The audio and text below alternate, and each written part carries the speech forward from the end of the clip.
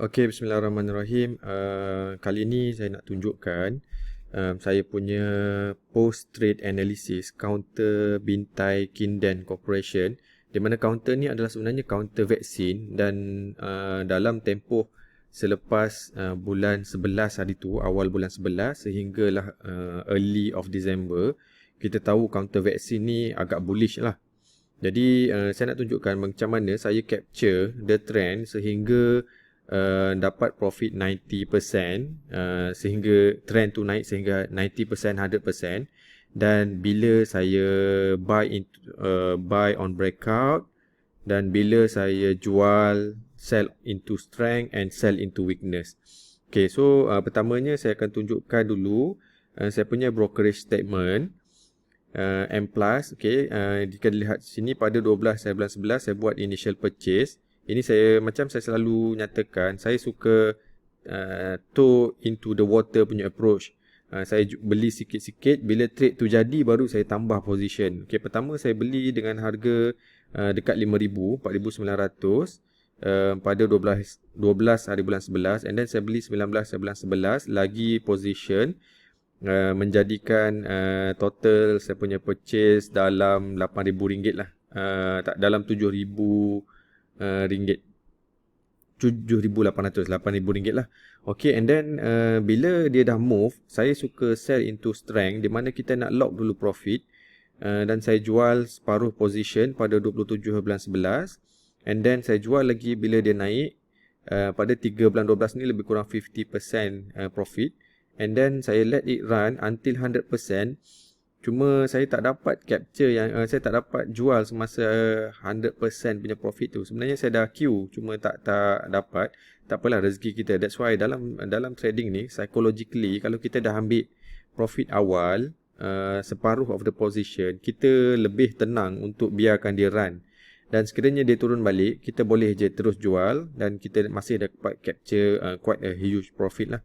Okay, so kita terus kepada saya punya trading view. Okay, Bintai Kinden ni, sekiranya tuan-tuan tengok, saya mula berminat untuk ambil, untuk perhatikan Bintai Kinden ni pada 14 Ogos ni. Okay, saya punya saya monitor dekat sini. So sekiranya dilihat di sini, kita lihat, saya perhatikan Bintai ni dia tak boleh nak go above or go beyond 78 sen. Dia sampai sini, dia test satu kali, dia turun, and then dia test satu kali lagi, dia turun, and then dia test lagi, dia turun, and then dia test for the fourth time. Saya rasa macam okay, this is about time lah, because dah 4 kali try kan untuk ni. Saya memang trade on breakout for this counter. Strategi saya untuk trade on breakout. So saya test dulu, saya letak dulu test buy pada harga 74 sen ni. Saya punya 2/3 of position saya masuk kat sini, sebab saya ingat dia akan naik dah, tapi dia tak naik, dia retrace dalam 2-3 hari lagi. And then bila dia retrace dekat sini, dekat 21 EMA ni, line 21 EMA warna merah ni, saya tambah sikit lagi position di sini, menjadikan saya punya full position dalam RM8,000. And then saya just tunggu dia nak breakout. Okay, dan breakout tu datang pada sini, pada 27 November ni. Okay, dia dah breakout. And then okay, so bila kita dah dalam trade, yang pentingnya adalah how do we control the trade, ataupun the trade management, how do we manage the trade. Okay, so kita guna rewind button ni so that kita lebih clear lah, kira lebih kepada real time. Okay, sekarang saya dah in position. Buat masa sekarang, bila average purchase saya ni lebih kurang, sebab saya purchase first purchase 74 sen and then second purchase 72 sen. So saya punya average lebih kurang 735 sen. So lebih kurang di sini 735 sen. Okay, sekarang dalam trading ni saya dah rugi, saya almost 7% lah. Okay, di sini 7%. Okay, saya punya cut loss 7 to 8%. Tapi dalam counter ni, sebab pertama, kalau kita belajar volatility contraction pattern, Mark Minervini, dia kat sini memang sangat terbaik lah dia punya cara. Okay, satu, contraction kedua, contraction ketiga, So dalam teoretically dia sepatutnya dah nak naik lah, tapi dia contraction lagi sekali dan dia breakout lah. So lagi bagus lah, lagi banyak contraction lagi bagus. Di mana dia buang the weak holder ni. Weak holder terpaksa sell. Bila harga turun dia jual, bila harga turun dia jual kan. Okay, so dekat sini okay, dah breakout. Okay, kita dah dalam trade ni. Dah dalam trade. So sekarang kita nak manage the trade. Okay, so bila the breakout first day ni, macam saya nyatakan tadi, saya punya average purchase price adalah 7.35 sen. So on the first day of the breakout, saya jual pada harga 8.51 sen. 8.51. Ni sebab tak nampak ni, sebab ada ni kalau kita alihkan. Okay, dia panjang ni. So sebab dia dah naik tinggi, so saya jual sikit. Half of my position, 15%, supaya kita capture the profit tu. Kita dah lock kita punya profit, and then the half of the position kita let it ride the trend. So basically dalam trade yang macam ni, saya suka buat macam ni sebab saya nak pastikan trade ni saya dah tak loss dah. Okay, saya boleh je bagi dia ride. Okay, the first day ni is bukannya candle yang bagus sebab terlampau panjang dia punya long upper tail ni. Sebab you kena imagine, orang yang dah masuk dekat sini ni, ada orang sangkut ni. Ada orang sangkut di sini. Sini ada trap buyer. Kat sini pun ada trap buyer. So dia nak kena clear this one dulu. So that's why bila sampai sini, buyer akan take profit. Sebab sama level, tengok. Sama level dengan previous high ni. So buyer akan takut. Okay, dia akan fikir, boleh naik lagi atau tak boleh? Boleh atau tak boleh? Okay, so better aku be safe, take profit. Macam saya lah. So saya take partial profit dekat sini, and then dia akan push price down lah. So dia close pada harga 795. Okay, dalam trade ni saya dah tak kisah sebab saya dah take profit lagi atas. Dekat 855 ni. 15%, okay. And then the next day kita tengok buyer masuk lagi. Okay, dia push price higher. So kita maintain lagi dalam trade ni. Kita ada half of the position dalam trade ni. Okay, masih maintain. Dan kalau kita tengok volume pun, dia lagi rendah daripada the breakout day ni. So kita masih okay lah. Maksudnya tak ada seller. Okay, bam. Dia datang dekat sini dengan volume as high as the breakout day.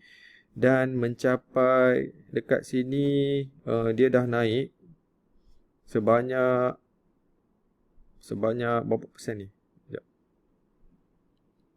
Okay, dia dah naik sehingga 56%. Okay, saya selalu suka nyatakan round figures macam 50%, 100% adalah tempat 20%, 50%, 100% ni adalah tempat-tempat di mana orang suka untuk ambil profit. Itu psychologically memang kita suka number macam tu, 20, 50, 100%. Okay, bila dah capai 50% ni, ramai orang akan take profit. Okay, so saya pun sama, saya take profit here dalam quarter of my position. Saya ambil dekat RM1.95. RM1.95. 1095. Okay, sini lebih kurang 49% lah, 50% punya profit. Okay, saya let another position right, another quarter of the position right. Okay, so saya dah tahu dah dalam trade ni saya tak akan rugi. So psychologically yang bagus. Okay, the next day dia naik lagi. Sampai 73 sen, and then kat sini naik lagi sehingga dia reach dia punya all time high 100% lah. Okay, 100% daripada saya punya position.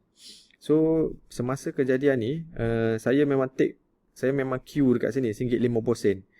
Psychologically orang akan suka jual pada harga round figures. So saya queue dekat RM1.50 untuk jual semualah all my position lah. Tapi unfortunately tak sampai harga RM1.50 tu. Dia sampai sehingga RM1.47 dan saya tak sempat untuk take this 100% profit. So in next trade mungkin saya sepatutnya jual sikit sampai atas lah. Okay, and then the next day, okay, orang dah start jual, dispose. Okay, tengok sini turun dah banyak. So since saya ada lagi quarter position, saya tak akan rugi dalam trade ni. Saya jual pada RM1 lebih kurang sini. Okay, dengan bank in 52% profit. So this is how we trade sell into strength and also sell into weakness when the trend dah nak end. Okay, let's say kita tengok kan, sekiranya saya tak jual pada hari kejadian ni, tuan-tuan boleh tengok, okay, the next day dia naik, tapi volume dah tak setinggi breakout punya volume. Okay, dia turun dan sehingga sekarang dah turun pada harga 68 sen semasa sekarang. So that is why pentingnya psychologically kita jaga kita punya trade management tu, sell into strength and then let the rest untuk ride, and then bila kita nampak tanda-tanda untuk trend tu habis, kita lock our punya profit. Okay, dalam trading journal ni mungkin future saya rasa kita masih lagi boleh improve lah ini trade ni, di mana sepatutnya pada hari 7 Disember ni saya sepatutnya dah jual sikit-sikit sampai di atas lah. Jangan tunggu untuk jual penuh position pada harga RM1.5 ni.